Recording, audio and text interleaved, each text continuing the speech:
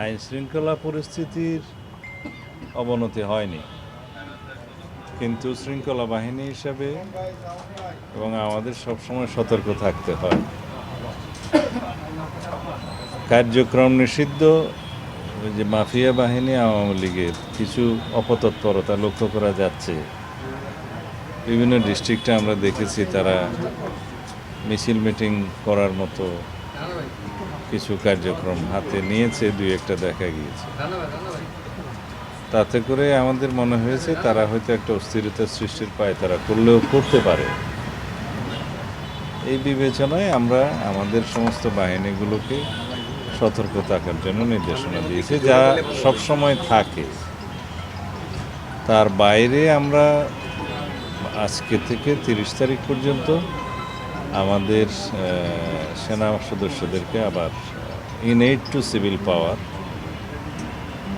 আমরা আইন মোতাবেক এই Dhaka metro, Chattogram metro, Narayanganj, Gazipur metro এবং এর বাইরে দুটো জেলা, তাতে আমরা ডিপ্লয় করেছি যাতে যে কোনো রকমের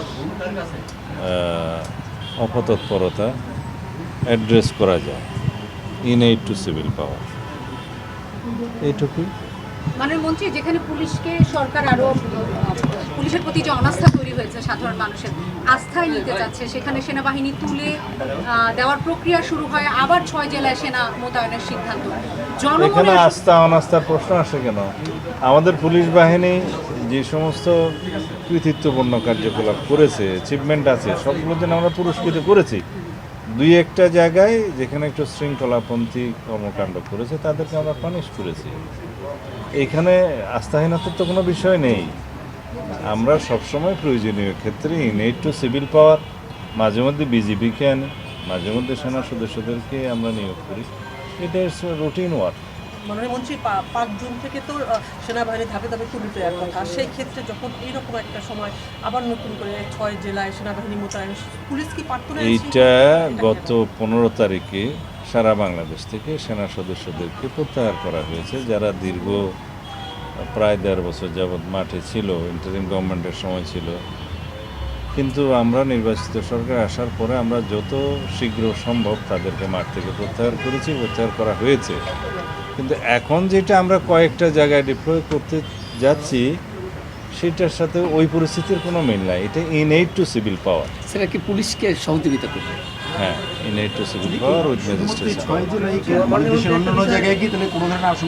না না, আমরা মনে করেছি কোন কোন জায়গায় তাদের অপতৎপরতা বৃদ্ধি পেয়েছে, আমাদের ইন্টেলিজেন্স রিপোর্টের ভিত্তিতে আমরা সেটা করছি। এটা শুধু নয়, আরও কিছু বিষয় আছে, আমি এখানে এগুলো ফাঁস করতে চাই না।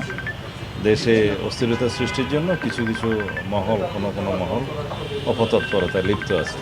তো সেই জন্য আমরা অ্যালার্ট থাকার অংশ হিসেবে আমরা নিয়েছি। ধন্যবাদ। 3 আসনের এমপির একজন ছেলেকে নিয়ে আসা হয়েছিল, জিজ্ঞাসাবাদ করে মুসলেকা ছেড়ে দেওয়া হয়েছে। আসলে মেসেজটা কি? তাকে কি অভিযোগ আনা হয়েছিল? পুলিশ ছেড়েই বা দিলে কেন? নারায়ণগঞ্জ 3 আসনের এমপির ছেলের কি কোনো বিশেষ অধিকার আছে? আইনের চোখে সবাই সমান। পুলিশের কাছে বিভিন্ন রকম অভিযোগ ছিল তার বিরুদ্ধে, সেগুলোর জন্য জিজ্ঞাসাবাদের জন্য তাকে তারা নিয়ে এসছে, জিজ্ঞাসাবাদ করেছে এবং প্রয়োজন মনে করেছে তার কাছ থেকে মুসলেকা নেওয়ার, প্রয়োজন নিয়ে মুসলেকা নিয়ে ছেড়ে দিয়েছে। স্যার, পূজা উদযাপন পরিষদের নেতৃবৃন্দ এসেছিলেন, এখানে কি কোনো একটি মেয়ের একটি ছবি এই ভাইরাল হচ্ছে স্যার, ওই যে তারা একটি আলাদা প্রদেশ চাচ্ছে, এটা নিয়ে কোনো আলোচনা হচ্ছে কি? না না, আমাদের পূজা উদযাপন পরিষদের নেতৃবৃন্দ আমার সাথে আমাদের সাথে সাক্ষাতের জন্য বেশ অনেক দিন আগেই তারা সময় চেয়েছে। আমি এতদিন সময় দিতে পারিনি, আজকে সময় দিয়েছি। তাদের অনেক বিষয়ে কথা আছে।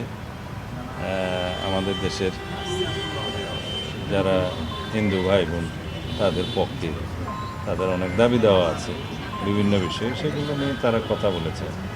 আমরা সহযোগিতা চেয়েছি, আমাদের যেন সাম্প্রদায়িক সম্প্রীতি বহাল থাকে, আমরা যেন সবাই ঐক্যবদ্ধ থাকি, সেভাবে যেন সবাই কাজ করে। তার মধ্যে প্রসঙ্গক্রমে একজন ভদ্রমহিলা যিনি আলাদা প্রদেশ চেয়েছে বললেন, সেই প্রসঙ্গটাও এসছে। আমরা বলেছি হয়তো তার স্লিপ অফ টাং হতে পারে, তাকে যেন সেই মেসেজটা দেয়া হয়। হয়তো অনেকে অনেক সময় বক্তৃতা দেওয়ার সময় অতি উৎসাহে অনেক কিছু বলে দেয়। মাননীয় মন্ত্রী 11 দলের আগামী দিনে সমাবেশ ডেকেছে 11 দল তারা আজকে, এবং তারা বলেছে যে ইন্টারিম সময়ে যে আইন শৃঙ্খলা ছিল তার চেয়ে অনেক বেশি খারাপ হচ্ছে এই সব সময়। প্রশ্ন একজন করে কেন? তোমরা কি প্রশ্ন করো? এটা শেষ কথা। সব প্রশ্ন করো। এই প্রশ্নটা একটু কাইন্ডলি হ্যাঁ। বলে। এখন তারা বলছে ইন্টারিমের সময় থেকে গুম খুন কি?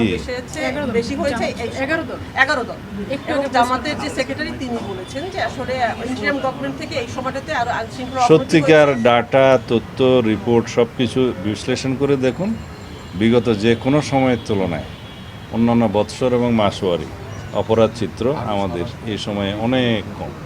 মাননীয় মন্ত্রী, তাদের 2 দিনের সমাবেশ দেখেছে আমার 11 দল। তারা এই সরকারের যে নানা অবদান এগুলো নিয়ে আইন শৃঙ্খলা অবনতি নিয়ে এটা নিয়ে কিছু বলেন।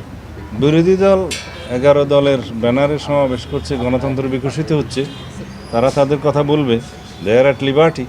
আমরাও আমাদের কথা মাঠে বলবো। মাননীয় মন্ত্রী, স্বরাষ্ট্রমন্ত্রী হিসেবে আপনি কালকে আওয়ামী লীগের যেহেতু প্রতিষ্ঠাবার্ষিকী, আপনি কোনো বার্তা দিবেন কিনা সাধারণ মানুষের আওয়ামী লীগ নামে কোনো সংগঠন তো নাই নিষিদ্ধ এখন। কার্যক্রম নিষিদ্ধ, হ্যাঁ, ওভাবে বলবো। কোনো ধন্যবাদ। বার্তা দিবেন কিনা?